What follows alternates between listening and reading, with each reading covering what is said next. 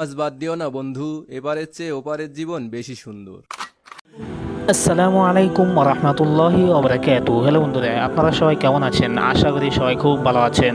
বন্ধুরা, আপনারা কি জানেন কোন দুটি শব্দ আল্লাহ তাআলার কাছে বেশি প্রিয়? তো চলুন জেনে আসি। হাদিসে এসেছে, আন আবি হুরায়রা রাদিয়াল্লাহু তাআলা আনহু ক্বাল রাসূলুল্লাহ সাল্লাল্লাহু আলাইহি ওয়াসাল্লাম কালিমাতানি খাফীফাতানি আলান নিসান সাকিলাতানি ফিল মিজান হাবিবাতানি ইলার রহমান সুবহানাল্লাহি ওয়া বিহামদিহি সুবহানাল্লাহিল আযীম।